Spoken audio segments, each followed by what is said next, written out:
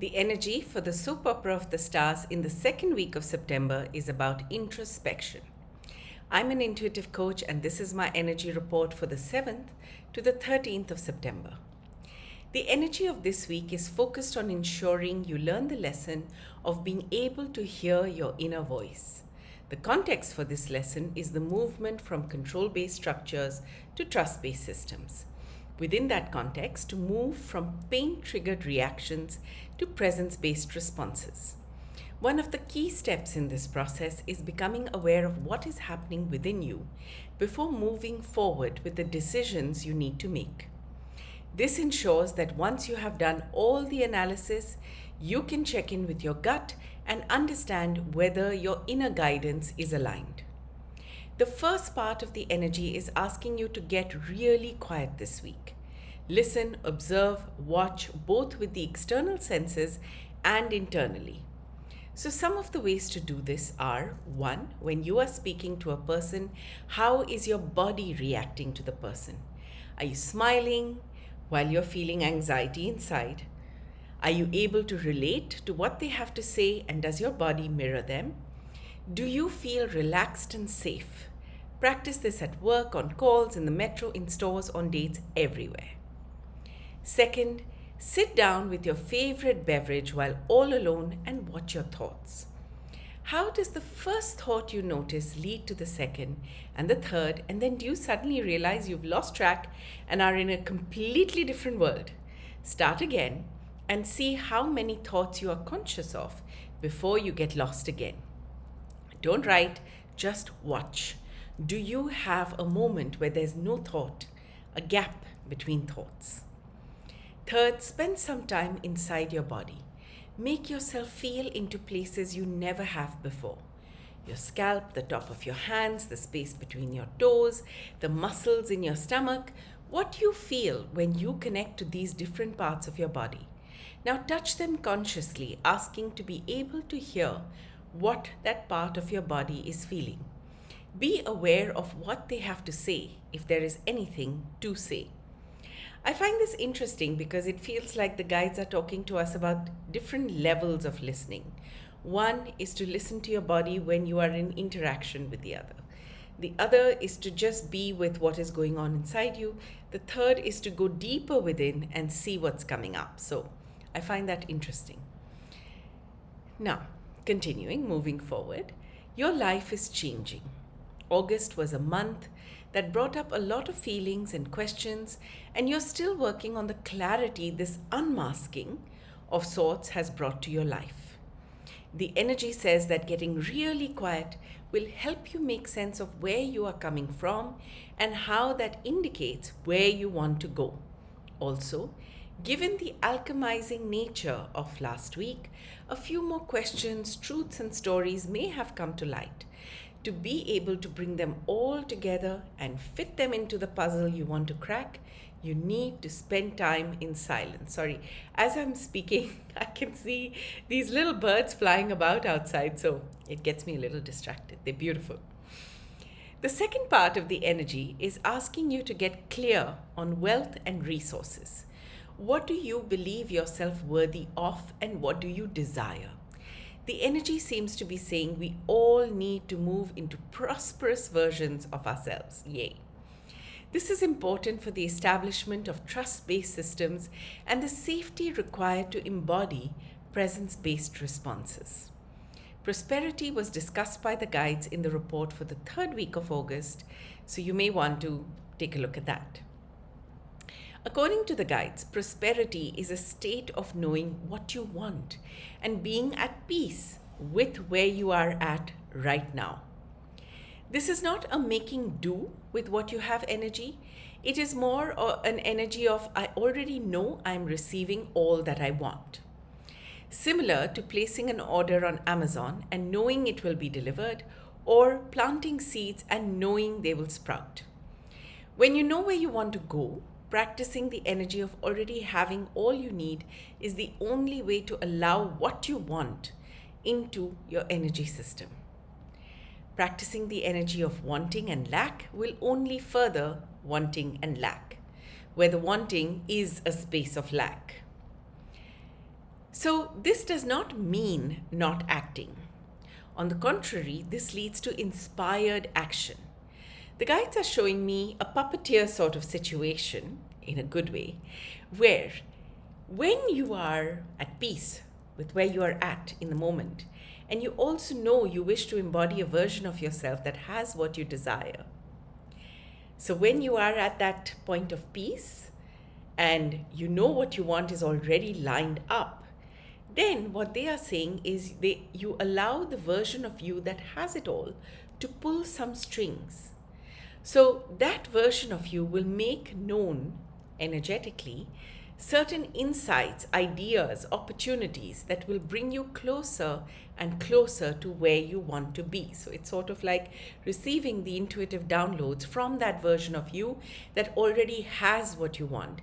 And the only way you can receive that is when you are at peace with where you are right now, and with the knowledge that what you want is out there coming to you.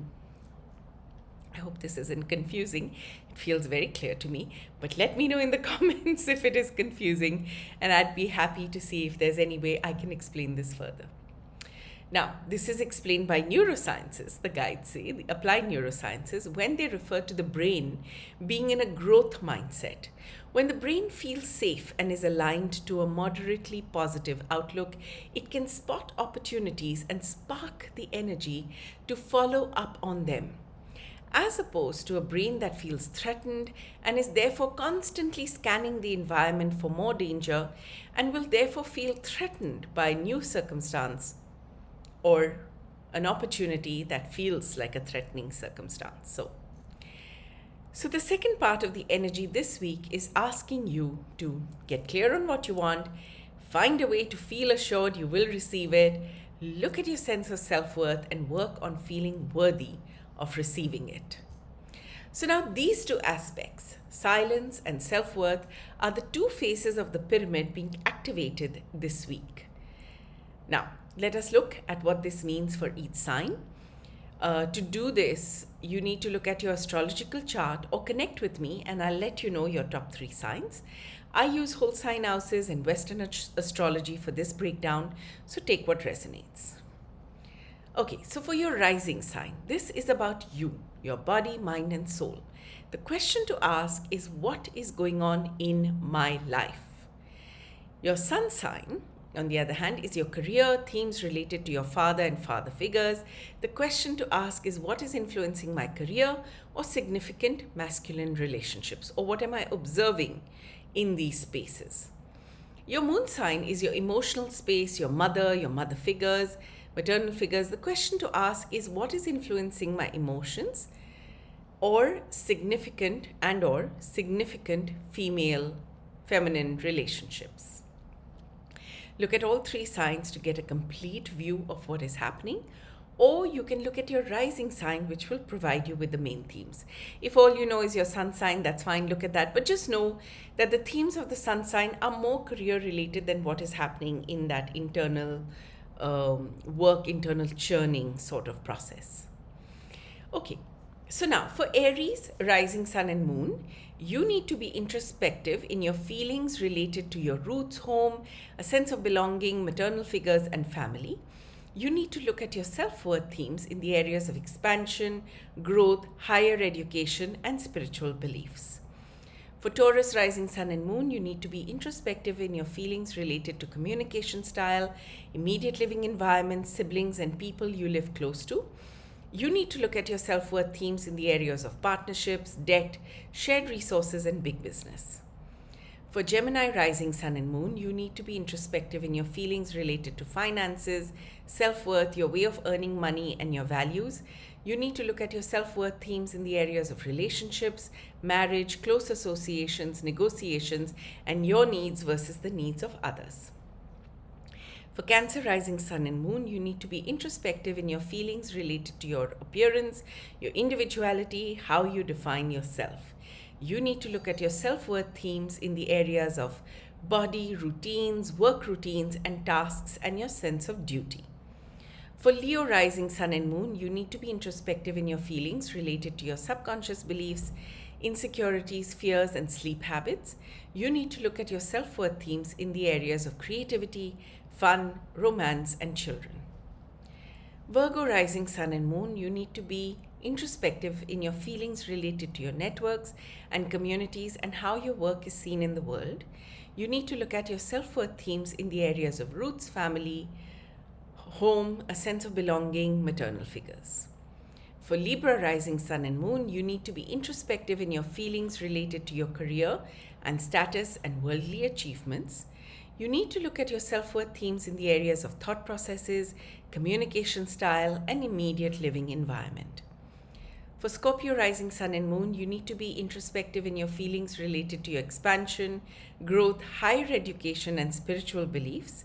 You need to look at your self-worth themes in the areas of finances, self-worth, your ways of earning money, and your values. Sagittarius rising sun and moon, you need to be introspective in your feelings related to your partnerships, shared resources, debts, and big business. You need to look at your self-worth themes in the areas of your definition of yourself, your personality, appearance, and individuality. For Capricorn rising sun and moon, you need to be introspective in your feelings related to your relationships, close associations, marriage, and negotiations. You need to look at your self-worth themes in the areas of your subconscious beliefs, fears, insecurities, and sleep patterns.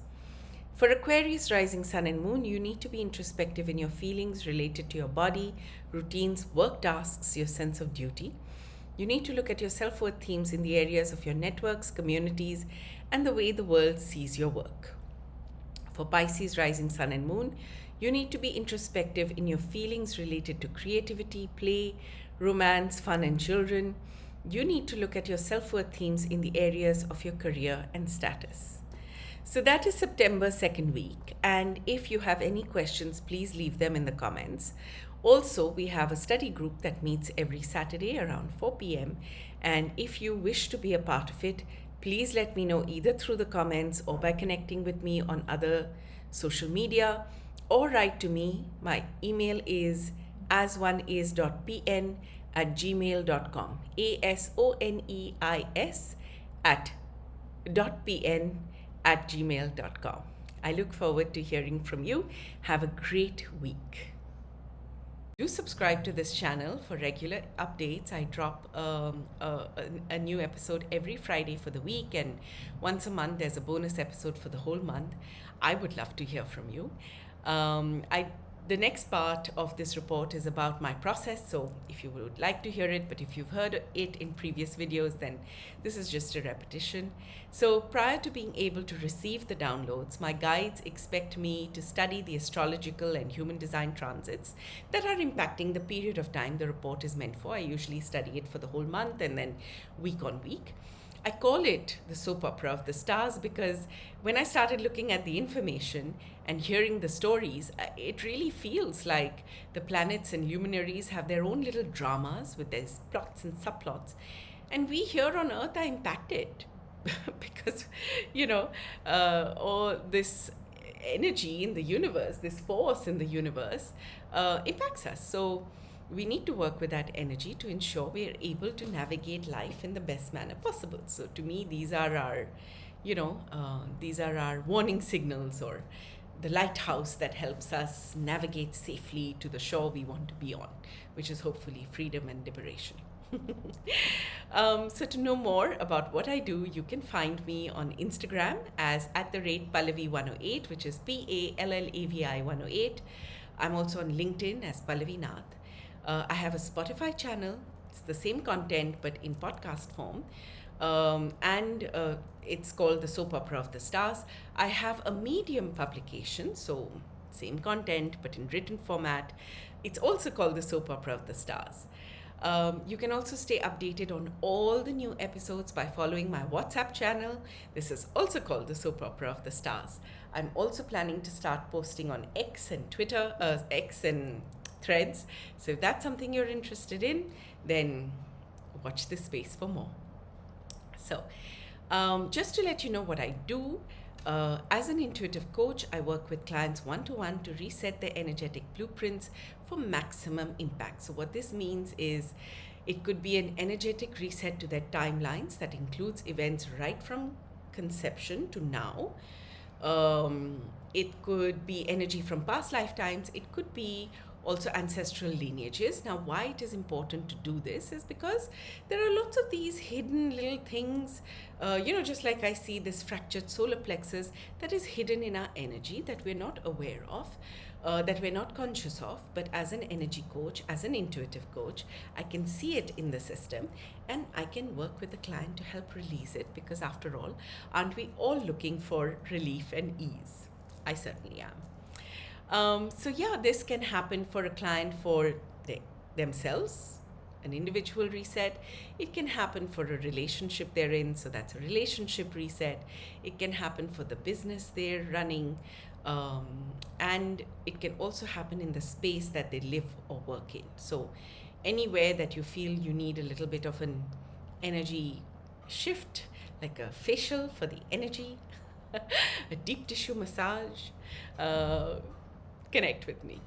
So apart from this, if you want non-face interaction, then I offer intuitive energy blueprint reports.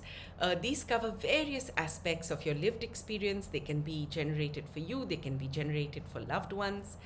They're similar to the soap opera of the stars, but this is your natal chart. This is your human design setup. So it's very individual and unique to you. The report that I'm currently working on providing is one around purpose. I will provide reports on love and finance and career and so on and so forth. Right now I'm focusing on the first level, which is why are you here? Who are you on this planet? What is your quest? How does that combine to form your purpose? How do you then understand how this purpose and this current lifetime fits in with past and future lifetimes, and what are the important years so far in your life, what do you learn from them, what do you heal in them, and then what are the important markers over the next 10 years that you could prepare for and therefore navigate your life from that perspective. So this is something that I provide. You can check my link www.bit.ly/PN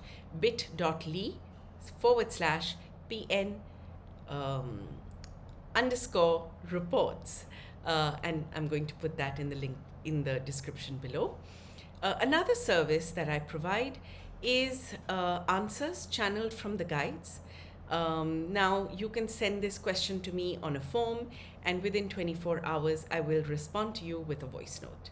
So these are specific to a situation, a decision, or a person where they need extra guidance, they need an input, they want to make a decision, or they just need to release anxiety. And this is important for them. So thank you for spending this time with me and my guides, and see you soon. Next Friday, next episode.